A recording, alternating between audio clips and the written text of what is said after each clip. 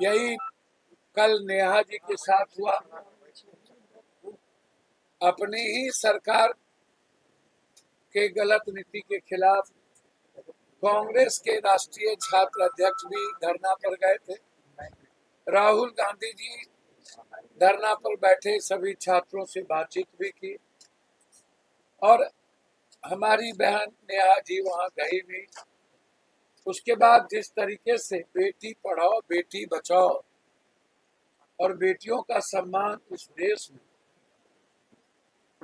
आंदोलन के बाद जिस तरीके से बेटियों पर हमला, ऋचा बेटी पे हमला, गाजियाबाद में उसके घर पे हमला,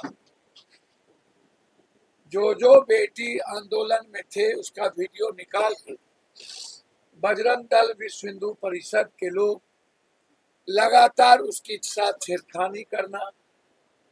कई बेटी हमारे आदरणीय नेता राहुल गांधी के समक्ष आए और उन्होंने अपने इंटरनल पार्ट में लाठी प्रवेश करने का, लाठी से मारने का, कपड़े फाड़ने का और बाजार में गाड़ी के भीतर जाति पूछने का, तुम किस जाति के हो, तुम किस धर्म के हो, क्या तुम मुस्लिम हो, यदि मुस्लिम हो तो इसको आतंकवादी उग्रवादी बना दो, कोई दलित लड़की है तो इसको आतंकवादी बना दो।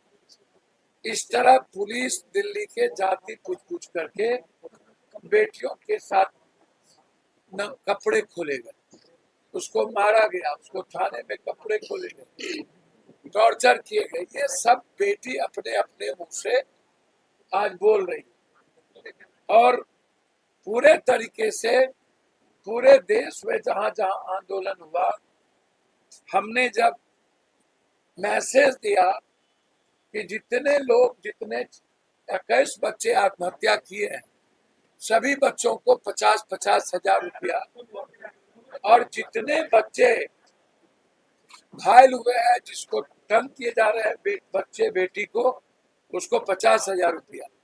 तब और भी सामने आ रहा है कि कितने लोग घायल हैं, कितने लोग जेल में हैं, कितने लोगों का दुकान टूट गया, जंतर मंतर पर दुकान पुलिस के द्वारा लूट लिए गए।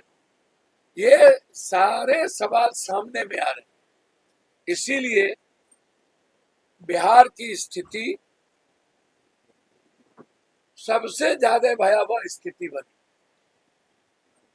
परिणाम यह था कि हमारे बच्चों पे बुरे तरीके से पीटे गए, बुरे तरीके से बेटियों को तंग किया गया, जेल भेजा गया, फिर सुप्रीम कोर्ट के हवाले देकर के उससे जेल से नहीं निकाला गया। घोषणा करने के बाद बच्चों के साथ किसी तरह के राहत नहीं हुए और उसी कड़ी में आज हमारे बच्चे, कुछ प्रोफेसर, असिस्टेंट प्रोफेसर कई दिनों से भूख हड़ताल पर हैं। असिस्टेंट प्रोफेसर भर्ती आरक्षण रोस्टर में गड़बड़ी, बिना नीट पीएचडी की नियुक्ति, इसमें डोमिसाइल नीति लागू करने की मांग उठ रही है।